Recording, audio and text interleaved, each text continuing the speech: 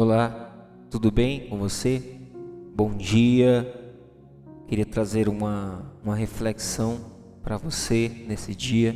Está no livro de Lucas capítulo 20, versículo 38, aonde a palavra do Senhor diz: Ora, Deus não é Deus de mortos, mas de vivos, porque para Ele vivem todos. Eu vou repetir novamente.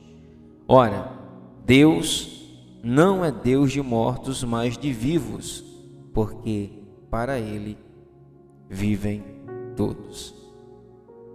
Aqui, essa resposta Jesus estava dando para os fariseus, os saduceus, que estavam questionando sobre a ressurreição, onde fizeram uma pergunta a Jesus, que se uma mulher ela casasse com um homem e este homem morresse, depois ela casasse com um irmão deste homem e esse homem também morresse, assim sucessivamente, quem seria esposo dessa mulher na ressurreição, né? E é interessante perceber que é uma pergunta bem interessante, porque muitas pessoas têm dúvida sobre a morte. Alguns dizem: para onde nós iremos?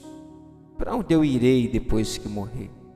Será que existe vida eterna? Será que a alma do homem fica vagando na terra como algumas doutrinas religiosas falam? A palavra do Senhor diz claramente, Jesus responde a essa pergunta.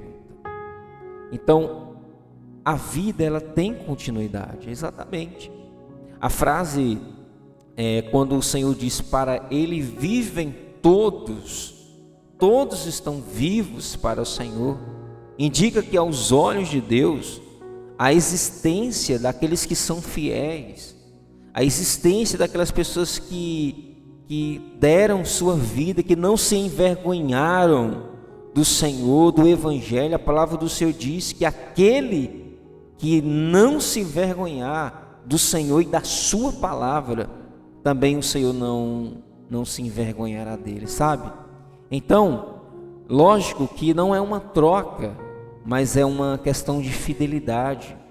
Então, lógico que a existência dos fiéis, eles não terminam com a morte corporal. A nossa vida ela não acaba quando o homem morre fisicamente. Para aqueles que são fiéis, aqueles que decidirem caminhar com Jesus, eles terão uma vida eterna. Então essa é a natureza de Deus. Quando Jesus declara, o Deus dos vivos, Ele é Deus de vivo, não Deus de mortos.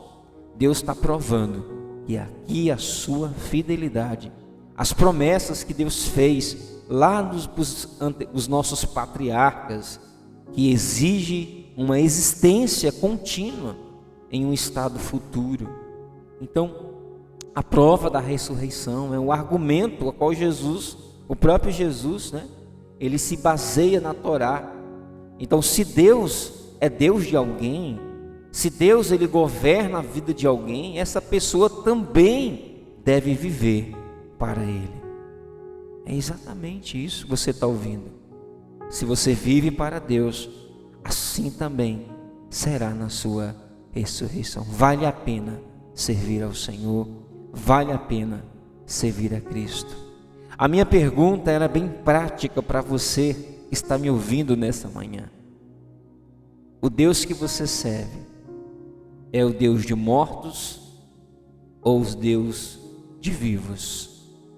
Que Deus te abençoe poderosamente nessa manhã.